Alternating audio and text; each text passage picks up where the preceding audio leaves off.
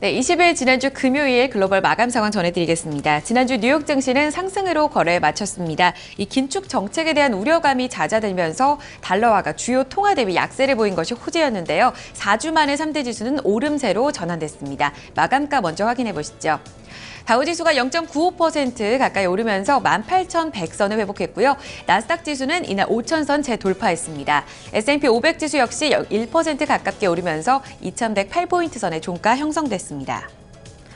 다우지수 하루 동안의 흐름 살펴보겠습니다. 지난 한 주 다우지수 같은 경우에는 달러화 흐름에 비례하는 모습을 보였습니다. 지난 금요일 역시 같은 양상을 보였는데요. 금요일장에서는 특별한 지수를 움직일 만한 재료가 없었던 가운데 달러화 약세에 따라서 지수는 상승폭을 키우는 모습 나타났습니다. 달러가 유로화 대비 약세를 보이면서 100포인트 선을 넘었던 달러 인덱스가 이날장에서는 97포인트 점까지 크게 떨어지는 양상을 나타냈고요. 금리 인상 속도가 예상보다 느리게 진행될 것이라는 전망이 달러 매도세를 부추겼습니다. 또 에반스 연은 총재는요, 이날 기준금리 인상에 서둘러서는 안 된다라는 입장을 보인 것 역시 달러 약세에 영향을 미쳤습니다. 이에 따라 27개 종목이 모두 오름 시세를 보이면서 지수 상승을 견인했고요. 고점 부근에서 거래를 마쳤습니다. 0.94% 상승했고요. 이어서 S&P 500 지수 확인하겠습니다. 역시 같은 흐름을 보였습니다. 우상향하는 패턴을 보였었고요. 이날 S&P 500 지수 내에서 대형주, 전 섹터가 모두 오름 시세를 보였습니다. 금융주, 특히 크게 많이 올랐었고요. 또 에너지주가 국제유가 반등에 따라서 상승폭을 시현하는 모습 나타났습니다. 0.9% 오르면서 2,100포인트 선 회복했습니다. 주간 단위로도 S&P 500 지수 2.66% 상승세로 돌아섰습니다. 이어서 나스닥 지수까지 확인해 보시죠. 종가상으로 앞서 말씀드린 대로 5,000선을 회복하면서 거래 마감 지었습니다. 이날 기술주 가운데서는 바이오주 그리고 반도체 종목들의 강세가 뚜렷했고 이들 종목들이 지수 상승을 견인하는 모습 나타났는데요. 0.68% 올랐고요. 주간 단위로도 3대 지수 가운데서 가장 큰 폭으로 올랐습니다. 3.2% 가까운 상승세를 보였습니다. 네, 3대 지수 보신 것처럼 달러 흐름에 따라서 움직임이 계속해서 엇갈리고 있습니다. 지난 금요일장에서는 달러와 약세 흐름에 따라서 지수 모두 오름세로 거래 마쳤는데요. 증시에 영향 미쳤던 이슈들 다시 한번 외신 통해서 살펴보겠습니다. 우성문 기자. 네, 지난 금요일 뉴욕 증시에 영향 미쳤던 소식들 외신 통해 함께 살펴보겠습니다. 앞서 들으신 것처럼 이날 달러가 약세로 전환하면서 뉴욕 증시를 끌어올리는 모습이었는데요. 연준의 기준금리 인상이 지연될 것이라는 기대감 때문이었습니다. 하지만 전문가들은 이와 같은 달러 약세는 일시적인 것이라는 평가를 내리고 있는데요. 블룸버그 통신 통해 좀 더 자세히 살펴보겠습니다. Dollar drop is worse since 2011 as investors rethink Fed policy. 현지 시간으로 지난 금요일 블룸버그 통신에 따르면 지난주 달러 가치는 약세를 나타냈습니다. 실제로 이 블룸버그 달러 스팟을 살펴보면요. 지난주 2.2% 내린 1195.01포인트를 기록을 했는데요. 이와 같은 기록은 지난달 상승률인 1.9%와 또 올해 들어서 5.7% 급등한 것과 비교했을 때 매우 대조적인 모습을 나타냈습니다. 이뿐 아니라 뉴욕 외환시장에서 이 지난주 달러 가치는 유로 대비 3.1% 하락한 것으로 확인이 됐고요. 엔화 대비해서도 1.1% 하락하면서 눈에 띄는 약세를 나타냈습니다. 지난 3월 FOMC 회의에서 연준이 미국의 경제 전망을 다소 비관적으로 제시하면서 6월이 아닌 9월에 금리가 인상될 것이라는 관측이 우세하기 때문인데요. 따라서 금리 인상에 대한 전망으로 오르던 달러는 약세를 나타내고 있습니다. 하지만 블룸버그 통신은 이에 대해서 이와 같은 달러 약세는 일시적인 조정이라는 시각이 우세하다고 지적했는데요. 마크 루치니 제니 몽고메리 스콧 수석 투자 전략가는 지난 6개월간 달러 강세가 지속된 데 따른 일시적인 숨고르기 조정에 불과하다며 중앙은행이 양적 완화를 시행한다는 통화정책의 변화가 있지 않는 한 달러 강세 추세가 바뀌는 일은 없을 것이라고 전망했습니다. 네, 다음 소식 함께 살펴보겠습니다. 지난 주말 연준 위원들 사이에서는 금리 인상과 관련된 여러 가지 발언들이 나왔었는데요. 그중에서도 찰스 에반스 시카고 연은 총재가 시장 친화적인 발언을 하면서 증시에 도움을 주는 모습이었습니다. 로이터 통신 통해 좀 더 자세히 살펴보시죠. Fed Evans says perfectly fine with removing patient vow. 현지 시간으로 지난 금요일 로이터 통신에 따르면 이날 워싱턴에서 에반스 총재는 기자들과 점심을 먹는 자리를 가졌는데요. 이 자리에서 에반스 총재는 지난 3월 연준이 인내심 문구를 삭제한 것은 완벽했다고 평가를 했습니다. 이와 함께 에반스 총재는 연준이 인내심 문구를 삭제함으로써 금리 결정에 있어서 데이터 의존에 더 초점을 맞추는 것을 유지했다고 평가를 했는데요. 이와 함께 에반스 총재는 이 기준금리 인상을 서둘러서는 안 된다고 강조하기도 했습니다. 에반스 총재는 비록 인플레이션이 목표치보다 더 상승하는 오버슈팅이 발생하는 가능성이 있다고 해도 연준은 인플레이션이 2% 목표에 도달할 때까지 금리 인상을 기다려야 한다고 강조했는데요. 에반스 총재는 연준의 대표적인 비둘기파 위원입니다. 그동안 에반스 총재는 2016년에 기준금리가 인상돼야 한다고 주장해 온 바 있는데요. 에반스 총재의 이와 같은 의견에 따라 시장에서는 6월 금리 인상 가능성이 더욱 희박해졌다고 평가했습니다. 해외 주요 소식 외신 통해 함께 살펴봤습니다. 네, 자 이렇게 지수별 흐름과 외신 소식들 저희가 함께 좀 챙겨봤습니다. 자, 그럼 지수 내 개별 종목들 주요 종목 마감은 어떻게 됐는지 좀 체크를 해보도록 하고요. 또 종목별 소식, 외신 소식들도 함께 알아보도록 하겠습니다. 다시 시황센터로 넘깁니다. 어이제 앵커 그리고 우성 기자 계속해서 전해해 주시죠. 네, 다우지수 내에 있는 30개 구성 종목 가운데서 27개 종목 올랐고요. 3개 종목만이 약세를 보였습니다. 가장 큰 폭으로 올랐던 나이키를 포함해서 소매 판매 종목들이 오름 시세를 보였었고요. 쉐보론 톡사코를 포함한 에너지 섹터, 그리고 홈디포를 포함한 건축, 그리고 금융, IT 종목 모두 올랐고요. 유나이티드 헬스그룹, 애플, 듀퐁 이 세 종목만이 밀렸습니다.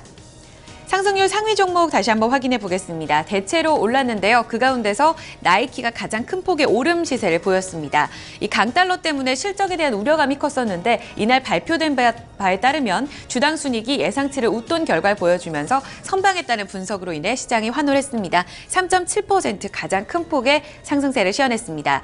또 하나 쉐보론 텍사코가 그 뒤를 잇고 있는데요. 국제 유가가 이날 반등에 나서게 되면서 쉐보론 텍사코 2% 이상의 강세를 보였었고 엑소모빌 같은 경우에는 강보합권에서 거래를 마쳤습니다.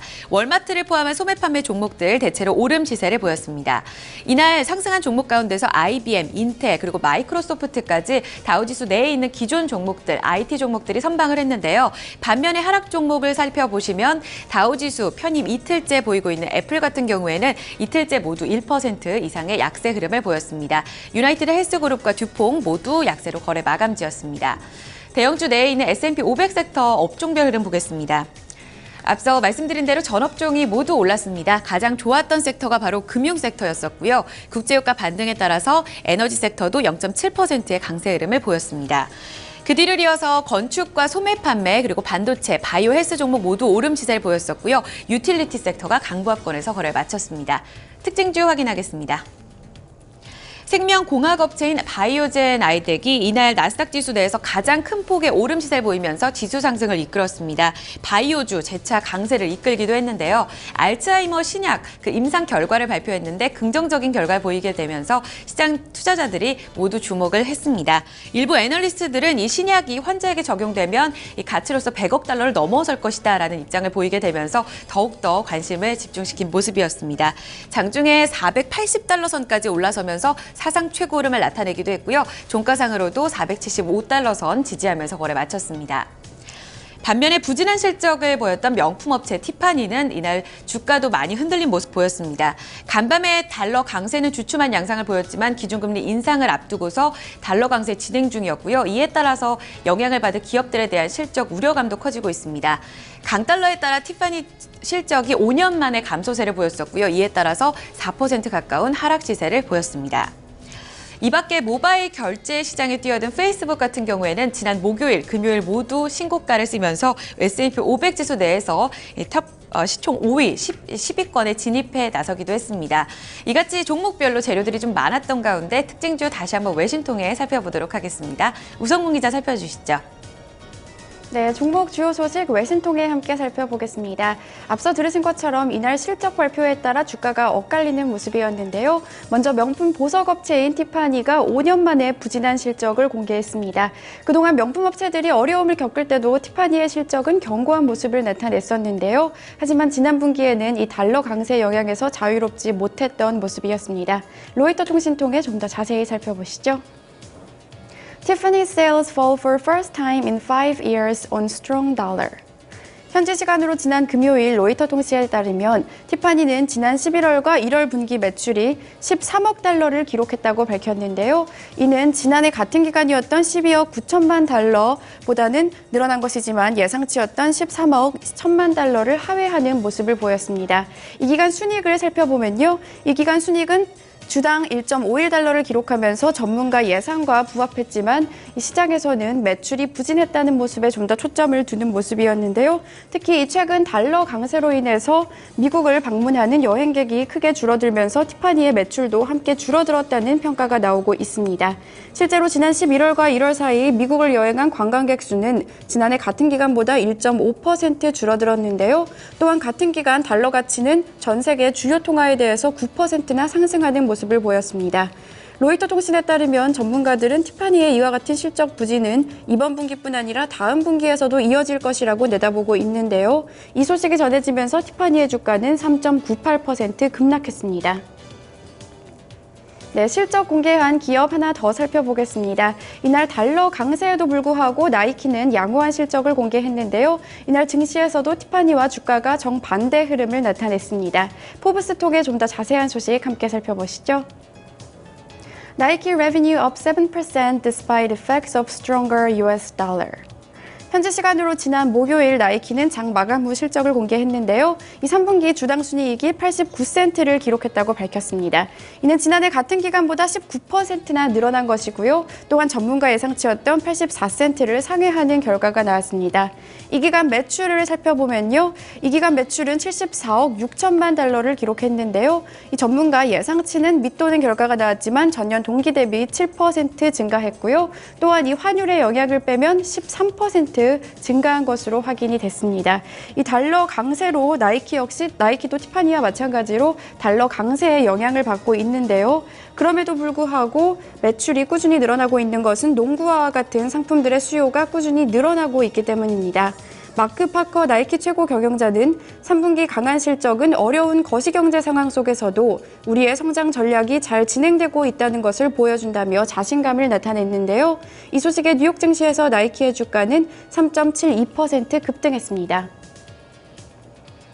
종목 주요 소식 외신통해 함께 살펴봤습니다. 네, 자 이렇게 지수 내 개별 종목들 흐름과 그에 따른 외신 소식들도 함께 좀 챙겨봤습니다. 자, 그럼 유럽 증시는 또 어떻게 마감이 됐는지 유가는 조금 올랐다고 하는데요.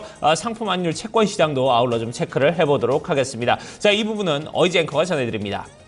네, 앞서 마감한 유럽 증시도 분위기 상당히 좋았습니다. 유동성 장세 내에서의 랠리가 이어졌었고요. 이날 그리스 채무 상환에 대한 이 위기 해결 기대감도 커진 모습이었습니다. 먼저 주요국 증시 확인해 보시죠. 런던 푸치백 지수가 이날 추가적으로 0.86% 오르면서 7,022포인트 선의 종가를 섰습니다. 영국 증시 지난 금요일 사상 처음으로 7,000선을 돌파했고요. 독일 닥스 지수가 1.18%의 상승, 프랑스 카크 지수도 1%의 상승 시세 보이면서 5,087포인트 선의 종가를 섰습니다. 이어서 상품 시장입니다. 국제유가 앞서 들으신 대로 반등에 나섰습니다. 뉴욕 상업거래소에서 3월 인도분 서부 텍사스산 원유가 배럴당 4% 이상 오르게 되면서 45달러 72센트의 종가를 썼습니다. 미국 달러와 이 약세 흐름에 영향을 받았었고요. 지난 금요일에 발표됐었던 베이커 휴즈의 유정 채굴 장비수 결과 감소세가 지속되고 있다는 분석 나오면서 매수세를 부추겼습니다. 금값도 달러와 약세 영향에 소폭 올랐습니다. 1.3% 오르면서 온스당 1,184달러 60센트를 기록했었고요. 주간 단위로도 3주 만에 오름 시세를 보였습니다. 곡물 가격 대체로 올랐습니다. 옥수수 가격 역시 큰 폭으로 올랐는데요. 부실당 3% 가까이 오르면서 3달러 85센트 기록했습니다. 주요 지수입니다. 반도체 종목들 일제히 반등에 나서면서 필라델피아 반도체 지수 1.5%의 큰 폭의 상승 보였습니다. 730포인트 선을 회복했고요. 공포지수 7% 가까이 크게 밀렸고요. BDI 발틱 운임 지수는 7포인트 추가적으로 오르면서 590선 회복했습니다. 마지막으로 외환 채권 시장입니다. 지난 금요일에 서울 외환시장에서 원달러 환율은 그 전날 원달러 환율 급락 시세에 따른 반발 매수세가 유입됐습니다. 5원 80전 오르면서 1,123원의 종가를 썼고요. 6개국 통화 가치 대비 달러 흐름 나타내는 달러 인덱스 앞서 짚어드린 대로 이날은 크게 밀리면서 98포인트 선을 기록했습니다. 마지막으로 뉴욕 채권 시장에서 미국채 10년물 금리는 그 전거래일보다 소폭 내린 1.93%의 수익률 기록했습니다. 네, 지금까지 지난 금요일 글로벌 마감 상황 전해드렸습니다. 네, 자 이렇게 글로벌 마감 상황까지 모두 체크를 해봤습니다. 자 이번 주에는 글쎄요 전체적으로 지난주 말에 마감 상황들이 상당히 좀 긍정적이었기 때문에 이런 흐름들 좀 계속 이어갈 수 있을지 상당히 궁금해지고요. 결국은 좀 이번 주에는 좀 키는 아마 좀 그리스가 잡고 있지 않을까 하는 생각이 드는데 이 부분까지 원만하게 해결된다면은 아마 전체적으로 좀 좋은 흐름을 보이지 않을까 이런 예측이 되고 있습니다. 자 그러면 뉴욕 증시 마감 상황 살펴봤던 저희 1부 여기서 이제 마무리를 짓도록 하고요. 2부에서는 이 부분 세부 내용들 자세히 좀 얘기를 나눠보도록 하겠습니다. 2부에서 뵙겠습니다.